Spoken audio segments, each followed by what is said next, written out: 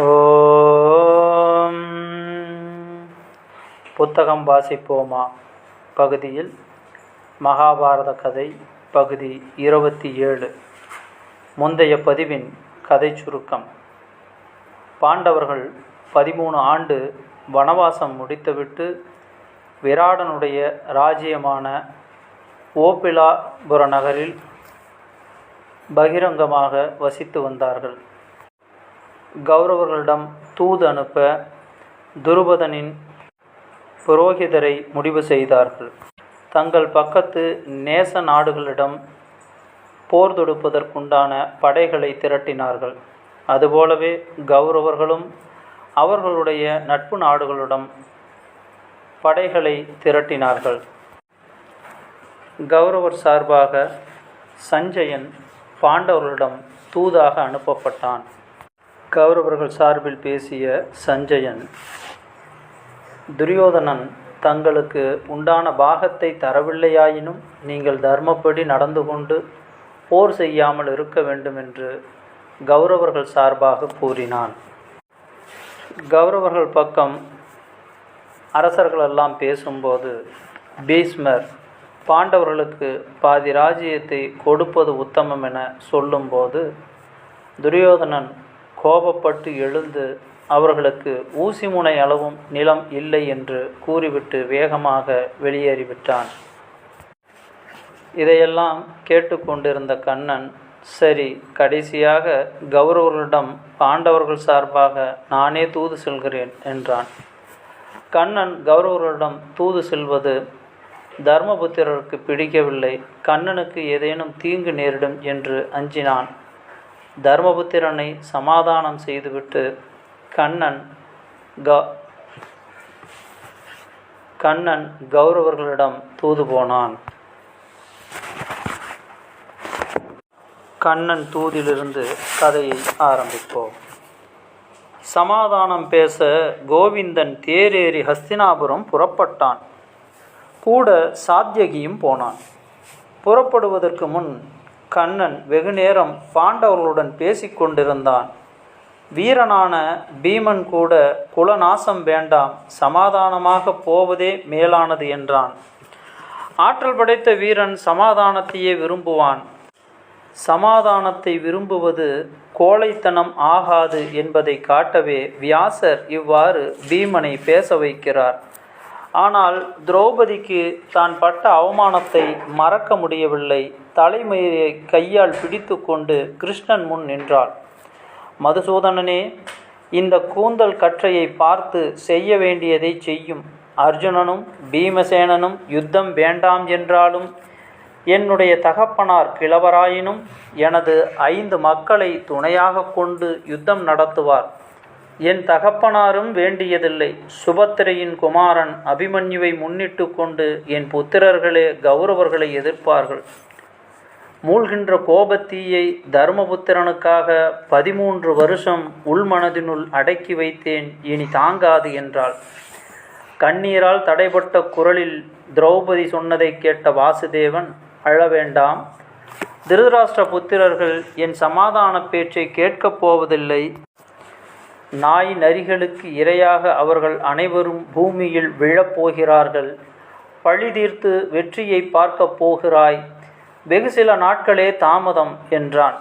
இதை கேட்டு திரௌபதியின் உள்ளம் திருப்தி அடைந்தது. ருசஸ்தலம் என்கிற நகரத்தாண்டை மாதவன் குதிரைகளை அவிழ்த்துவிட்டு அங்கே தங்கினான். கோவிந்தன் வருகிறான் என்ற செய்தி வந்ததும் ஹஸ்தினாபுரம் பரபரப்பு அடைந்தது. திருதராஷ்டிரன் நகரத்தை அலங்காரம் செய்ய உத்தரவிட்டான். ஜனங்கள் ஜனார்த்தனரை எதிர்கொண்டு வரவேற்பதற்காக அநேக ஏற்பாடுகள் செய்தார்கள். துரியோதனுடைய மாளிகையை காட்டிலும் துச்சாதனுடைய வீடு பெரிதாகவும் அழகாகவும் இருந்தபடியால் கண்ணனுக்கு பரிவாரமும் தங்குவதற்கு அதை தயார்படுத்தி வைக்க திருதராஷ்டிரன் உத்தரவிட்டான்.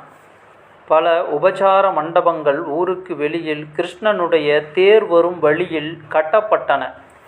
விதுரனோடு திருதராஷ்டிரன் மந்திர ஆலோசனை செய்தான். கோவிந்தனுக்கு தேர்களும் யானைகளும் கொடுக்க ஏற்பாடு செய்யுங்கள். இன்னும் பலவிதமான சன்மானங்கள் செய்ய வேண்டும் என்று திருதராஷ்டிரன் சொன்னான். விதுரன் சொன்னான், கோவிந்தன் இதற்கெல்லாம் வசப்பட மாட்டான். எதற்காக குரு தேசத்திற்கு கேசவன் வருகிறானோ அதை உதவக் கடவீர். சமாதானத்தை விரும்பியல்லவா வருகிறான், அதை செய்து கொடுப்பீராக. மாதவனுக்கு வேறு விதமான சன்மானங்கள் செய்து திருப்தி செய்ய முடியாது என்றான். கோவிந்தன் அஸ்தினாபுரம் போய் சேர்ந்தான். நகரத்து ஜனங்கள் அலங்கரிக்கப்பட்ட வீதிகளில் கூட்டமாக திரண்டு இருந்தபடியால் தேர் வெகு மெல்லமாகச் சென்றது. முதலில் திருதராஷ்டிரனுடைய அரண்மனைக்கு சென்றான். அவ்விடம் அளிக்கப்பட்ட பூஜையை பெற்றுக்கொண்டு விதுரனுடைய மாளிகைக்கு போனான். குந்தி தேவி கிருஷ்ணனை கண்டதும் மக்களை நினைத்தும் துக்கம் மேலிட்டு அழுதாள். கிருஷ்ணன் குந்தியை தேற்றி விடைபெற்று கொண்டு துரியோதனனுடைய அரண்மனைக்கு சென்றான். துரியோதனன் கோவிந்தனை உபசரித்து தன் கிரகத்தில் சாப்பிட அழைத்தான். கண்ணன் சிரித்து, தூதர்கள் காரியம் நிறைவேறிய பிறகு நீ எனக்கு விருந்தளிப்பாய் என்று சொல்லி விதுரனுடைய மாளிகைக்கு திரும்பி போய் அங்கே புசித்து இளைப்பாறினான். பிறகு விதுரனும் கண்ணனும் விஷய ஆலோசனை செய்தார்கள். பீஷ்மரும் துரோணர் முதலியோர் தன்னை விட்டு விலக மாட்டாதவர்களாய் இருந்து வந்ததால் துரியோதனன் அவர்களுடைய துணையுடன் நிற்கும் தன்னை யாரும் ஜெயிக்க முடியாது என்ற கர்வம் கொண்டிருப்பதாகவும் அவனிடம் சமாதான பேச்சு பேசுவதில் பயனில்லை என்றும் விதுரன் சொன்னான். கண்ணனுடைய உயிருக்கு துரியோதனாதியர்கள் ஏதேனும் வஞ்சனை செய்து அபாயம் தேடுவார்கள் என்று அவர்களுடைய குணத்தை அறிந்த எல்லோரும் சந்தேகப்பட்டார்கள். நீர் சொல்லுவதெல்லாம் உண்மை, சமாதானம் செய்துவிட முடியும் என்று எண்ணி நான் வரவில்லை. உலகம் பழி சொல்லாமல் இருக்கவே வந்தேன். என் உயிரை பற்றி கவலைப்பட வேண்டாம் என்றான் கண்ணன். மறுநாள் காலையில் துரியோதனனும் சகுனியும் மன்னர் உங்களை எதிர்பார்த்து கொண்டிருக்கிறார் என்று வந்து அழைத்ததும் கோவிந்தன் விதுரனுடன் சபைக்கு சென்றான்.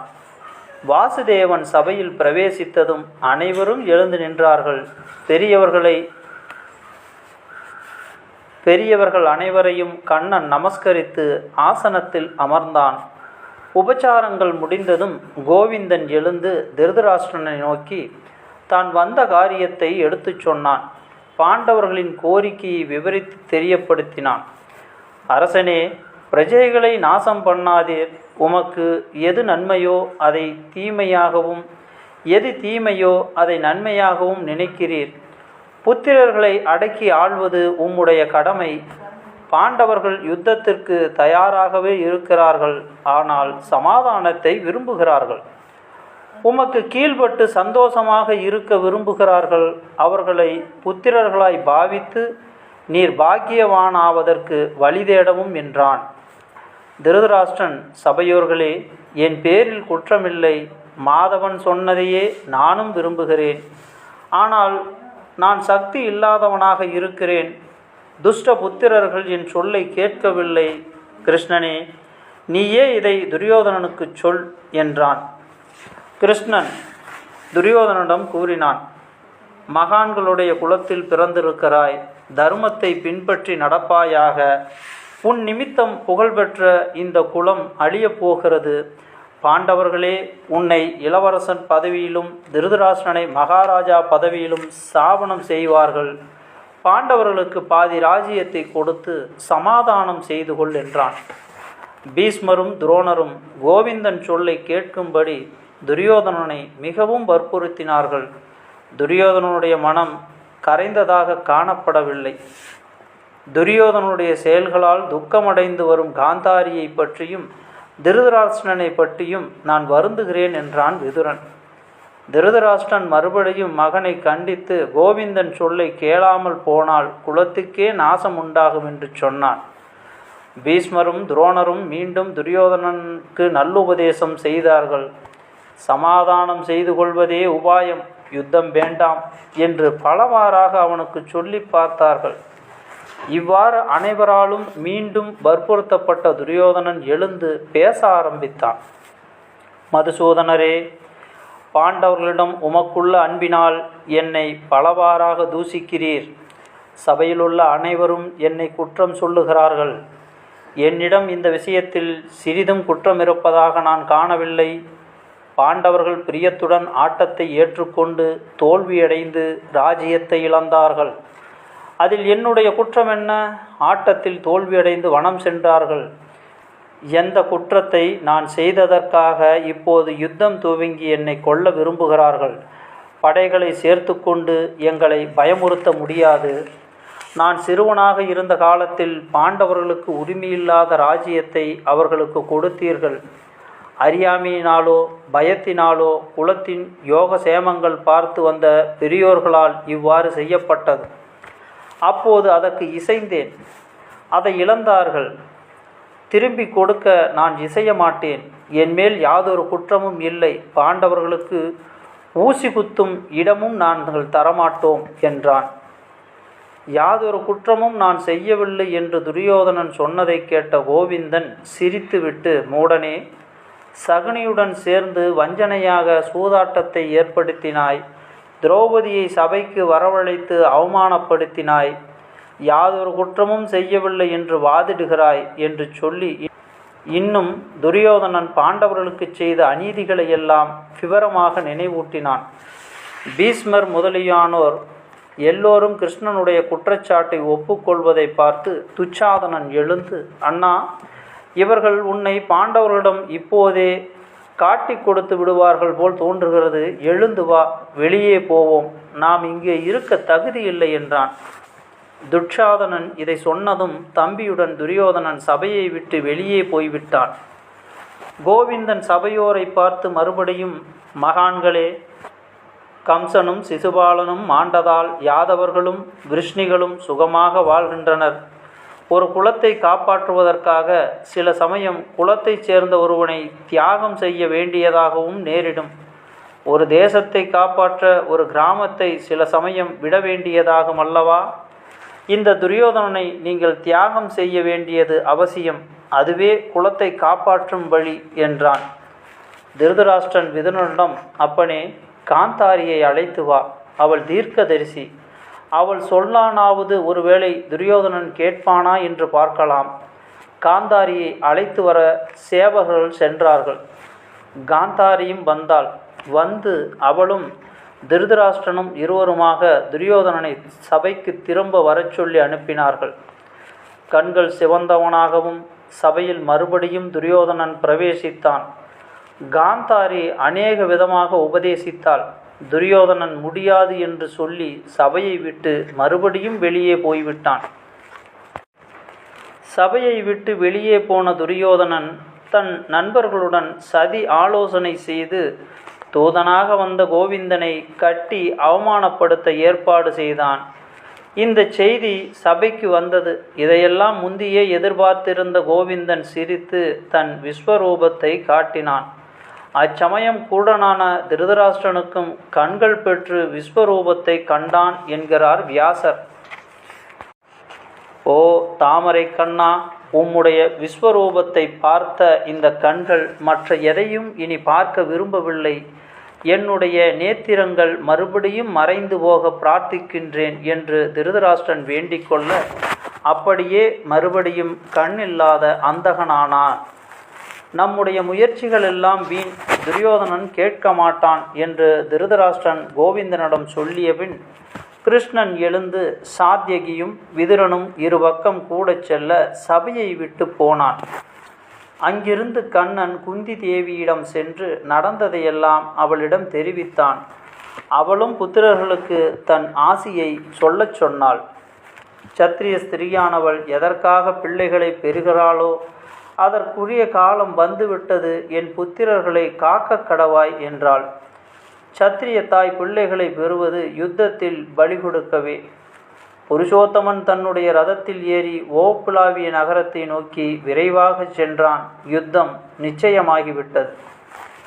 அடுத்த தலைப்பு பாசமும் தர்மமும். கிருஷ்ணன் அஸ்தினாபுரத்திலிருந்து திரும்பி போனதும் யாவருடைய மனதிலும் சமாதானத்தை பற்றியிருந்த கொஞ்ச நஞ்ச ஆசையும் இல்லை என்று தீர்ந்தது. குலநாசத்திற்கு காரணமாகிய யுத்தம் நிச்சயம் என்று ஏற்பட்டுவிட்டது.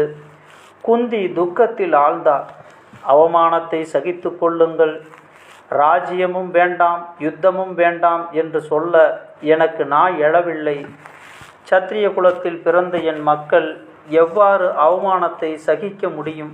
ஆயினும் யுத்தம் நடத்தி ஒருவரை ஒருவர் கொன்று அந்த குலத்தில் என்ன சுகம் அனுபவிக்க முடியும்?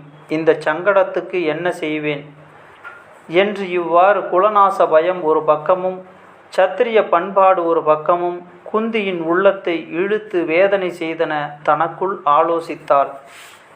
பீஷ்மர், துரோணர், கர்ணன், இந்த 3 மகா சூரர்களை என் மக்கள் எவ்வாறு தோற்கடிப்பார்கள்? இவர்கள் யாராலும் எதிர்க்க முடியாத வீரர்களாயிற்றே. இம்மூவர்களை நினைத்தால் என் உள்ளம் நடுங்குகிறது. மற்றவர்களை பற்றி எனக்கு சிந்தனை இல்லை. கௌரவ சேனையில் இம்மூவரே என் மக்களின் உயிருக்கு ஆபத்து விளைவிக்கும் சக்தி வாய்ந்தவர்கள். இவர்களில் ஆசாரியரான துரோணர் சிஷ்யர்கள் பேரிலுள்ள பிரியத்தாலோ அல்லது சிஷ்யர்களுடன் யுத்தம் செய்ய மனம் ஒவ்வாமையாலோ என் மக்களை கொல்லாமல் இருக்கலாம். பிதாமகர் என் குமாரர்களின் உயிரை தீண்டமாட்டார். கர்ணனே பாண்டவர்களின் முக்கிய சத்ரு. என் புத்திரர்களை கொன்று துரியோதனனை திருப்தி செய்ய வேண்டுமென்று மிகுந்த ஆவல் கொண்டவனாக இருக்கிறான் கர்ணன். மகாசூரனாகவும் இருக்கிறான். கர்ணனை நினைத்தால் என் உள்ளம் தீப்பற்றியது போல் எரிகிறது. அவனை நேரில் கண்டு பேசி அவன் பிறப்பின் உண்மையை சொல்லிவிட இதுவே சமயம். தன் பிறப்பை பற்றி அறிந்தபின் அவன் உள்ளம் மாறுதல் அடையாமல் இராது. மக்களை பற்றிய கவலையால் பீடிக்கப்பட்டு குந்தி தேவி தனக்குள் பல சிந்தனைகளை செய்து கொண்டு கங்கையோரம் கர்ணன் தினமும் ஜபம் செய்யும் இடத்தை நோக்கி சென்றாள். குந்தி எதிர்பார்த்தபடி ஜபத்தில் இருந்தான் கர்ணன். கிழக்கு முகமாக நின்று கொண்டு கைகளை உயரே தூக்கி சூரிய உபாசனையில் ஆழ்ந்திருந்தான். அவன் ஜபம் செய்து முடிக்கும் வரையில் குந்தி தேவி அவனுடைய பின்புறமாக நின்று கொண்டிருந்தாள். சூரியன் தன் முதுகை சுடும் வரையில் கர்ணன் எதையும் கவனியில்லாமல் ஏககிரமமாக தியானத்திலேயே இருந்தான். ஜபம் முடிந்ததும் திரும்பி பார்த்து குந்தி நிற்பதை கண்டான். வெயிலின் தாபத்தால் அவள் கர்ணன் உடலின் மேல் இருந்த உத்திரியத்தை தலைமேல் பிடித்து கொண்டு நிற்பதை பார்த்து இதுவென்னவென்று வியப்படைந்தான். பாண்டு ராஜாவின் மனைவியும் ராஜகுமார்களின் தாயுமாகிய குந்தி ஒரு தேரோட்டி மகனுடைய வஸ்திரத்தை தலைக்கு மேல் பிடித்து கொண்டு நிற்பது அவனுக்கு அதிசயமாக இருந்தது. ராதைக்கும் தேரோட்டி அதிரதனுக்கும் மகனான கர்ணன், நான் தங்களை வணங்குகிறேன். சேவைக்கு காத்திருப்பவனாகிய என்னால் தங்களுக்கு என்ன ஆக வேண்டியது என்று பெரியவர்களை வணங்கும் முறைப்படி பெயரையும் குலத்தையும் சொல்லி நமஸ்கரித்து கேட்டான். கர்ணனே, நீ ராதையின் புத்திரன் அல்ல, தேரோட்டியும் உன் தகப்பன் அல்ல. நீ சூதகுலத்தில் பிறந்தவன் என்று எண்ணாதே. அரச குலத்தைச் சேர்ந்த பிருதை என்கிற குந்தியின் வயிற்றில் பிறந்த சூரியகுமாரனாவாய் நீ. உனக்கு மங்களம் என்று சொல்லி அவனுக்கு அவன் ஜென்ம கதையை விளக்கினாள் குந்தி தேவி. கவச குண்டலத்தோடு தேவகுமாரனாக பிறந்த நீ உன் சகோதரர்களை அறிந்து கொள்ளாமல் துரியோதனுடன் சேர்ந்து அவர்களை பகைக்கிறாய். திருதராஷ்டிர புத்திரர்களை அண்டி பிழைப்பது உனக்கு அவமானமாகும். நீ அர்ஜுனனுடன் சேர்ந்து வீரனாக ராஜ்யத்தை அடைவாயாக. நீயும் அர்ஜுனுடன் ஒன்று சேர்ந்து துஷ்டர்களை அடக்குவீர்களாக. உலகம் உங்களை வணங்கும். பலராமனும் கிருஷ்ணனும் போல் நீங்கள் இருவரும் பிரசித்தி அடைவீர்கள். தம்பிமார் ஐவர்களுக்கும் மூத்த சகோதரனான நீ அவர்களால் சூழப்பட்டு தேவர்களால் சூழப்பட்ட பிரம்மதேவனைப் போல் ஜொலிப்பாய். தர்ம சங்கடமான விஷயங்களில் அன்புள்ள தாய்க்கும் தகப்பனுக்கும் சந்தோஷம் தருவதே தர்மம் என்பது சாஸ்திரம் என்றாள்.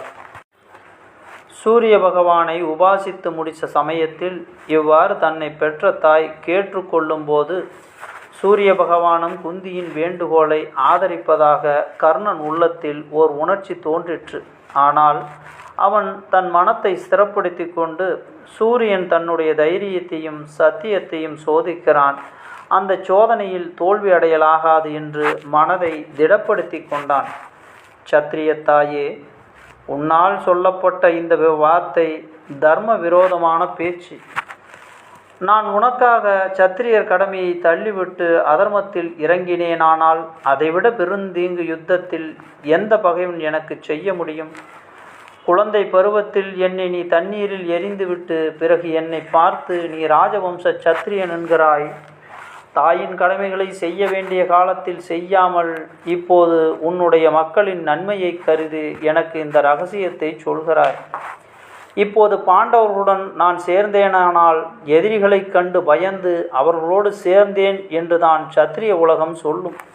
திருதராஷ்டிர புத்திரர்களால் எல்லா சுகமும் அனுபவித்து சொத்தும் மதிப்பும் மரியாதையும் இதுவரையில் அனுபவித்துவிட்டு இப்போது யுத்தம் வந்த சமயத்தில் அவற்றையெல்லாம் பொய்யாக்கி பாண்டவர்களுடன் சேரச் சொல்கிறாய்.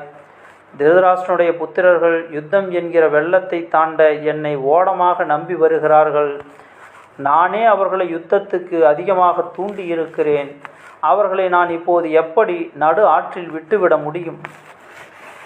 உதவி செய்ய வேண்டிய காலம் எதிரில் நிற்கும்போது துரோகம் செய்துவிட்டு பிறகு மானமாக பிழைக்க முடியுமா? தாயே, நான் கடனை தீர்க்க வேண்டும், உயிரை கொடுத்து தீர்க்க வேண்டும். இல்லாவிட்டால் சோற்றை திருடின அற்பனாவேன். நான் என் சக்தி எல்லாம் திரட்டி உன் புத்திரர்களுடன் போர் செய்யத்தான் வேண்டும். உன்னிடம் பொய் சொல்ல மாட்டேன். நீ என்னை மன்னிக்க வேண்டும். ஆயினும் நீ செய்த முயற்சி எதுவும் வீணாகாது. உன் புத்திரர்களில் அர்ஜுனனை மட்டும் எனக்கு தந்துவிடு. அவனாவது நானாவது இந்த யுத்தத்தில் இறக்க வேண்டியது நிச்சயம். உன்னுடைய மற்ற புத்திரர்கள் என்னை என்ன செய்தாலும் அவர்களை நான் கொல்ல மாட்டேன். வீர மக்களை பெற்றவளே, உனக்கு 5 புத்திரர்கள் எப்படியும் இருப்பார்கள். நானாவது அர்ஜுனனாவது இருவரில் ஒருவர் உனக்கு மிஞ்சுவோம். மற்ற 4வரோடு உனக்கு 5 மக்கள் நிச்சயமாய் இருப்பார்கள். போ. சத்திரிய தர்மத்துக்கு பொருந்திய இந்த மொழிகளை தன் மூத்த மகன் சொன்னதை கேட்ட குந்தி அவனை கட்டி தழுவிக்கொண்டு பேச முடியாமல் கண்ணீர் விட்டாள். விதியை யார் தடுக்க முடியும்? நீ 4 தம்பிகளுக்கு அபயம் கொடுத்தாய், அதுவே போதும். உனக்கு மங்களம் என்று ஆசீர்வதித்துவிட்டு வந்த வழியே சென்றாள் வீரத்தாய். இந்த அற்புதமான அத்தியாயத்தை பக்தியுடன் படித்து ஞானம் பெற்றவர்கள் எந்த தர்ம சங்கடத்தையும் தாண்டி வெற்றி அடைவார்கள். அடுத்த தலைப்பு பாண்டவ சேனாதிபதி. அடுத்த பதிவில் பார்ப்போம். நான் உங்கள்